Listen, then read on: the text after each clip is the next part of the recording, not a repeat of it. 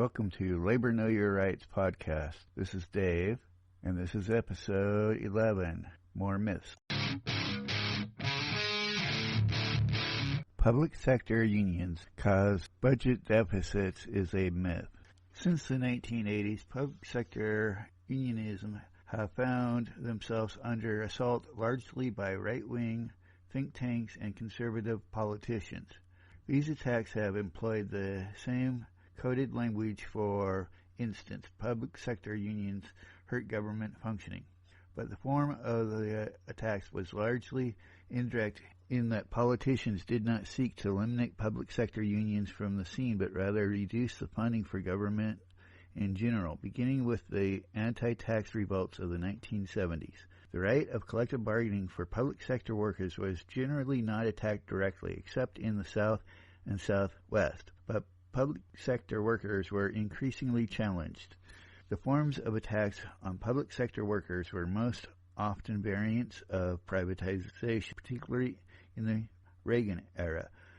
The myth that private sector can do it better was promulgated and repeated so often that many liberals and even some progressives accepted it as true.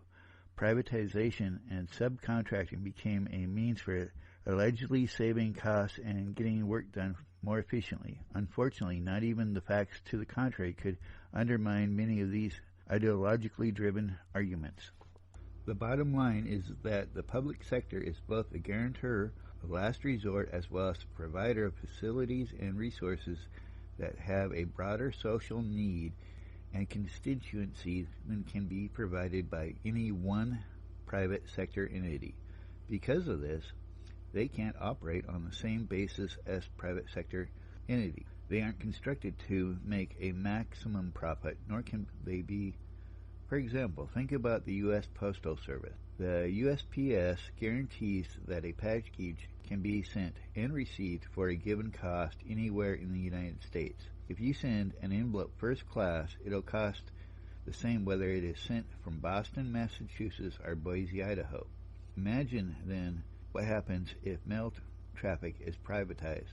The various studies indicate that the price between certain major metropolitan areas would drop due to the mail flow, while the cost to rural Montana would skyrocket. Fundamentally, this is all about different priorities and whether citizens and residents have certain guarantees or should be subject to the whims of the market. Public sector unions were illegal in most states and cities and indeed the federal government for a long time. They emerged slowly in the early 20th century and in most places first as associations. These associations functioned as advocacy groups. African American workers found significant racial discrimination in the postal system and federal government in the early through mid-20th century. Over the course of the 20th century, public sector unionism emerged as a significant current. In many respects, its rise can be tied to the fight against corruption and cronyism in the public sector. Prior to the introduction of public sector unions, and certainly prior to the civil service, the public sector was a reservoir for patronage positions, with little to guide the selection of the workforce. Racial, ethnic, and gender discrimination were major features of public sector employment, not to mention outright payoff for jobs. Public sector unions became an important instrument in the overcoming this corruption and favoritism by winning procedures that became standard protocols, including hiring and termination processes. But public sector unionism was also an important mechanism and indeed a movement which was instrumental in raising the living standards of those who dedicated themselves to public service. What public sector unions are able to do largely depends on the collective bargaining laws mandated by that state. Keep in mind that public sector collective bargaining is not determined by the National Labor Relations Act. It's determined by state laws, which is why it varies, or in the federal sector by the Federal Labor Relations Act. That said, there are a few general points that can be made about public sector unionism. Federal sector unionism and non-federal sector public unionism are markedly different. In the federal sector, there's a prohibition against bargaining over wages and benefits. This arena has been granted to Congress. Public sector unions in the United States are generally denied the right to strike. If they choose to strike anyways, there are severe penalties imposed by courts. Public sector unions of employers at the state, county, and municipal levels where there is collective bargaining normally may bargain over wages, hours, and working conditions. The extent to which the union may bargain over any of these things will be dictated by state law. In the absence of the right to strike, binding interest arbitration exists in many cases. The idea is that an independent third party reviews the final bargaining positions of both sides and then imposes a settlement, which may be either of the proposals or some combination of those offered by the parties depending on the parameters given to the arbitrator. Before turning to the federal sector, I want to reiterate 2 points. First, the right to public sector bargaining and unionism means that the workers have to decide whether they wish to have a union in the first place. The second, and perhaps the most important point, is that the mere existence of a public sector union does not affect a state, county, or municipal budget. In fact, bargaining only affects the budget in one way.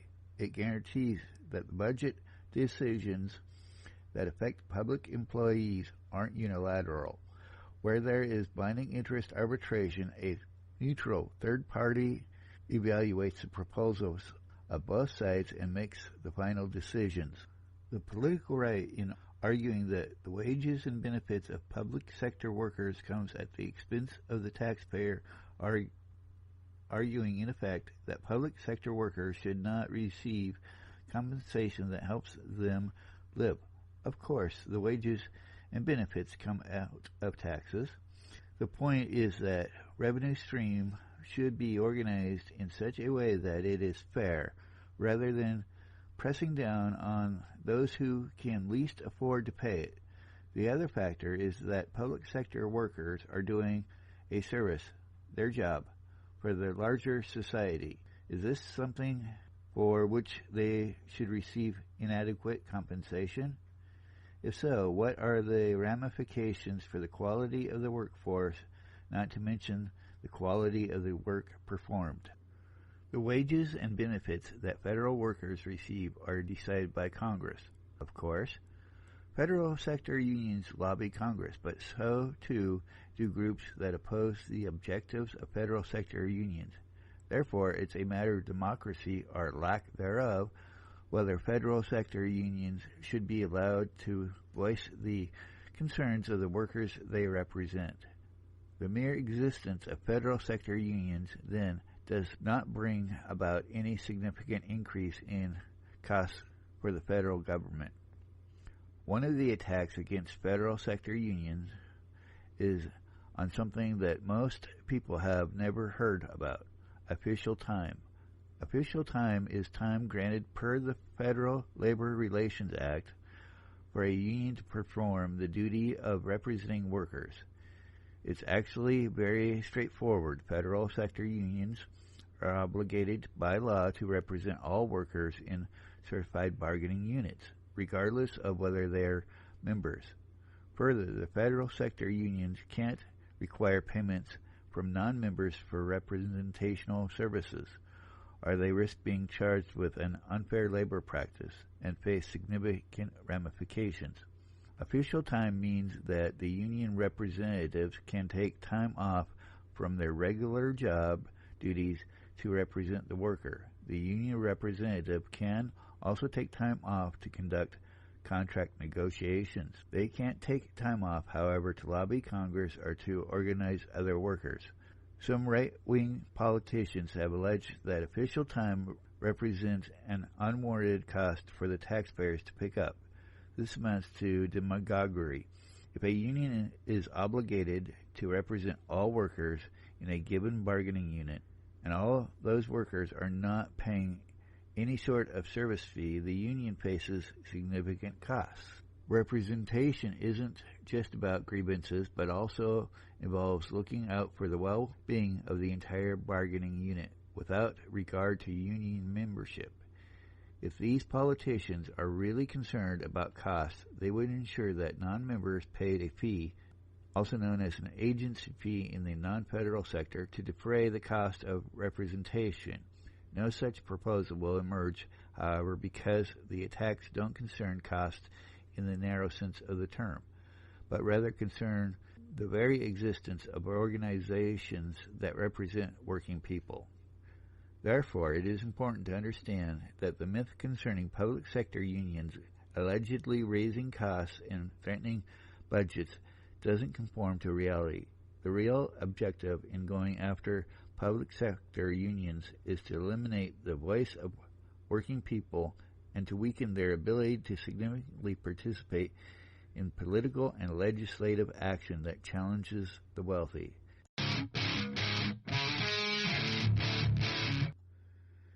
It's not uncommon for certain commentators to make a statement like, unions should just stay out of politics and focus on what's happening in the workplace. Such statements almost sound neutral and unbiased, but they decidedly aren't. In fact, they ignore the realities faced by workers not just in today's workplace, but historically.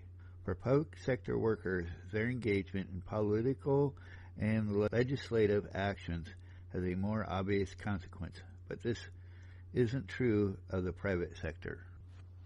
Think about it for a moment. Does any workplace exist in isolation from the political and legislative worlds? Does the choice of this or that candidate for political office mean nothing? Consider this. Workplaces are affected by zoning ordinances. Workplaces are affected by taxes. Workplaces are affected by the existence or lack of health, safety, and illegal discrimination statutes. Workplaces are affected by public investment in infrastructure or by the failure to make such investments. Workplaces are affected by whether workers have the right to organize unions. Workplaces are affected by the level of unemployment and whether the unemployed have unemployment insurance. Workplaces are affected by trade legislation. The list could easily continue on. The fact is that workplaces don't exist in isolation, and the political and legislative decisions made each day have a direct impact on the work environment. Workers realized this basic truth a long time ago, but in the early years of the labor movement, those without property lacked the franchise, the ability to vote, so their involvement in the political arena was either indirect or tended to be more violent in response to injustice. As workers began to form labor unions in the early to mid-19th century, they also began to form political parties that represented the interest of working people. The first labor parties, in fact, were formed in the United States.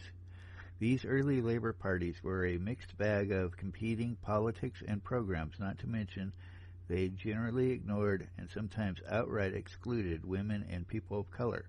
But what they uniformly acknowledged was the fact that the demands of working people at that point, largely free white men, necessitated politics and couldn't be resolved solely in workplaces. For reasons having to do with both the nature of the United States electoral system, plus decisions that were made by the founders of the American Federation of Labor, independent labor parties became rare. The AFL adopted the view that labor should explicitly not form its own parties, but should instead lobby the existing parties, in this case the Democratic and Republican parties. That these parties were heavily dominated by the influence of wealth and corporations meant little to the AFL.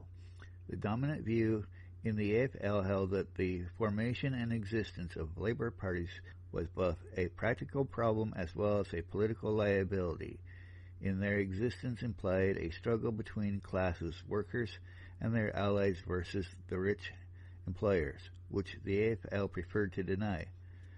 Therefore, contrary to labor movements in much of the rest of the world, the AFL stood back from independent working-class political action. Thus, the involvement of unions in the political and legislative arenas isn't something new, but rather has been a component of trade unionism from the beginning, even in labor movements that opposed established electoral politics such as industrial workers of the world. The union's activities were never restricted to the workplace. The IWW, inspired by anarcho-syndicalist politics, became legendary for free speech fights of the early 20th century. These fights were precisely about the rights to speak freely without fear of government or corporate repression. Although these struggles were mass actions, their aim was to force the government to rescind ordinances that restricted the right of union activists to speak openly.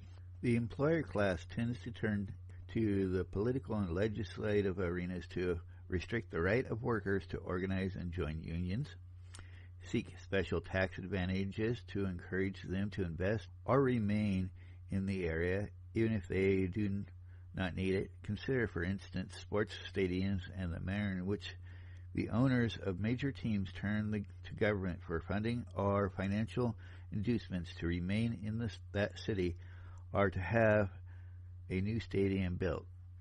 Opposed to tax increases on the wealthy, create employer-friendly regulations of all kinds. Look closely and you'll see an interesting pattern emerging. The employers aren't necessarily looking out for the interest of one or two workplaces, but rather for the interest of the employer class as a whole.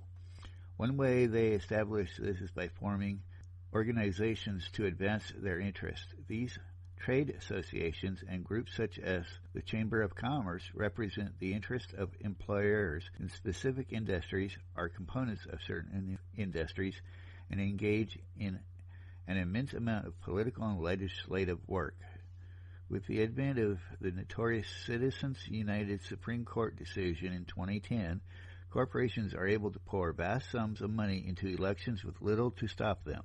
Yet, ironically, it's the same employer groups and their front organizations that accuse the labor unions of inappropriately involving themselves in political and legislative work. While labor unions will often engage in political and legislative work that goes beyond an individual workplace or an individual industry, they do so because it is frequently the case that the interests at stake affect workers as a whole. Protecting unemployment insurance, for instance, is not limited to a particular industry or workplace. And if a labor union were to say, hypothetically, that the issue of unemployment insurance does not directly affect their members, what happens if there is a major layoff or workplace closing? A labor union cannot afford to wait until their members are directly affected by a calamity before they address it at the broader political or legislative level. The idea that labor unions shouldn't engage in political and legislative work flies against history and against the practice of the employer class. The day an employer renounces political and legislative involvement is the day one could imagine a labor union doing the same. But really, don't hold your breath. The nature of class politics and power in our economic system drive all players into the political and legislative arena, irrespective of their ideology and intent. Union members tend to vote Democratic in greater proportions than non-union workers do, while estimates hold that roughly 25 to 30% of union members self-identify as Republicans. That said, some unions, such as the International Association of Machinists, conduct dual endorsements in many elections, choosing to endorse a preferred Republican and a preferred Democrat. Yet what explains the tendencies of unions and union members to side with the Democratic Party over the Republican Party? In the aftermath of the Civil War, a strange relationship developed between the Democratic Party and white labor union members.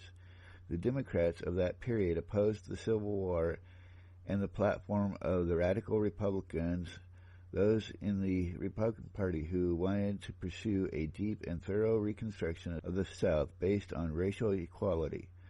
Some historians have made the radical Republicans out to be sour politicians who wanted to punish the South for its treason. And there is an element of truth there. They did not want to punish the leaders of the South for treason, but more importantly, they were interested in a South that shed its legacy of slavery and offered a new world for the freedmen, the African former slaves, and for poor whites. The Democratic Party of the 1860s was the party that portrayed the Civil War as having been pursued by moneyed interests who didn't care about the white working man in the North or South.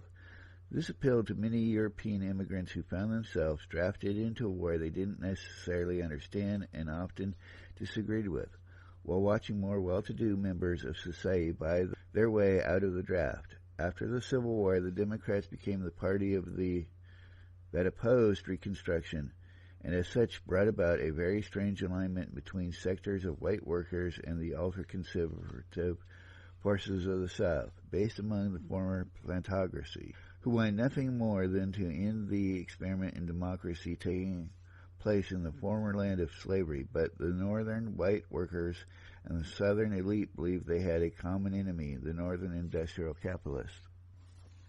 In the North, the Democrats reached out to European immigrants and in time were able to take control of major cities through political alliances. In the South, the eclipse of the radical Republicans contributed to the defeat of Reconstruction in 1876. That said, white racist terrorism in the South de-established the political situation, and combined with the fact that many in the North questioned the relative value of a continued Reconstruction, African Americans tended to continue their alignment with the Republican Party, at least until a shift began in the 1930s, when Republicans ceased to be the party of Lincoln. From the late 1870s on, the Republicans gave up any pretense of supporting African Americans, challenging the gathering storm of the Jim Crow counter-revolution in the South. The Republicans, however, did increasingly come to be identified with the wealthy class, and a paradox given their roots in the fight for free soil and Reconstruction. Elements of labor, particularly the left wing, greeted FDR with a high degree of skepticism on his election. He was a man of wealth, and his 1932 platform for the presidency hadn't been exceptional. Though it's true that he introduced proposed reforms in the first 100 days in office and as such shook up Washington, D.C., the initial framework for what was to become the New Deal was surprisingly influenced not by any left-wing vision, but actually by Italian fascist dictator Benito Mussolini's corporate state. Despite Roosevelt's clear objective to stabilize and renew capitalism, major segments of the economic elite in this country were horrified that any concessions would be made to working people, and that any of the prerogatives, those of the rich and the super-rich, would be challenged. In that context, much of the economic elite, those FDR referred to as economic royalists, plotted against him and discussed a potential coup d'etat. As part of his initial efforts at the New Deal, FDR introduced the right to unionize, in part with the aims of winning new allies in his struggle to make the New Deal victorious. This occurred in the midst of a developing mobilization of workers, both employed and unemployed. The rise of workers, plus FDR's support for the right to organize, energized the movement. In 1935, this ultimately resulted in the passage of the NLRA, which guaranteed most workers the right to self-organization and collective bargaining. By the 1930s, organized labor saw itself largely allied with the Democrats. The Republicans fought the New Deal tooth and nail, and truth be told, only with the election of President Eisenhower in 1952 did the Republicans grudgingly accept some of the New Deal reforms. You will recall that Samuel Gompers, the principal founder of the AFL, 19th century, abandoned the idea of a Labor Party. Whether he had practical concerns regarding the nature of the electoral system or not, his philosophy was that organized labor should not have a political party of its own. The Democratic Party, after the ascent of FDR, created space within the leadership ranks for organized labor. This meant that the leadership of organized labor had a significant voice within the Democratic Party, at least on certain issues through the late 1960s. When the size of organized labor began to wane, however, so did its power within the Democratic Party. The leadership of the Democratic Party was willing to take their money and their participation to some degree, but over time, organized labor found itself less able to actually influence policy. The Republicans didn't create such an arrangement, and it's understandable why.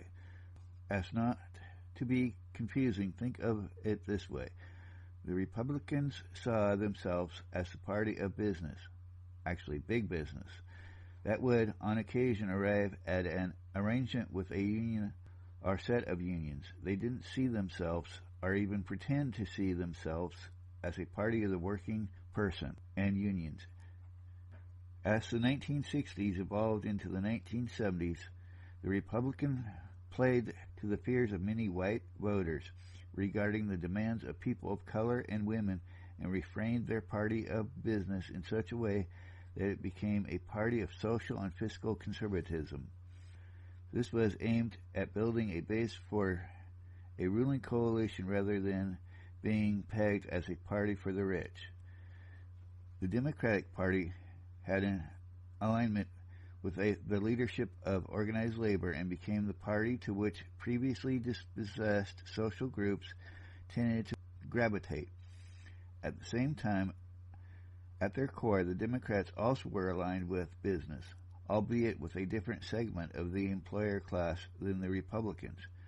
Therefore, the Democratic Party had to pay attention to different issues than the Republicans, because the base of the Democratic Party with organized labor and other social groups especially was different from that of the Republican. Since the 1930s, organized labor leadership has largely aided with Democrats because Democrats have tended to take up various issues advanced by labor, or at least give such issues a hearing. But the Democrats were never a labor party, and even when they were closest to the unions, they still worked to distance themselves to avoid accusations that they were in the pockets of the unions. The Republicans attacked the New Deal, and after World War II went after unions with the Taft-Hartley Act. While they accepted certain key elements of the New Deal by the 1950s, they avoided unions or union issues. By the 1970s, they began an attack mode against the unions and worker issues. The Democrats have increasingly moved away from pro-worker issues, though with enough pressure, many can be forced to support certain initiatives.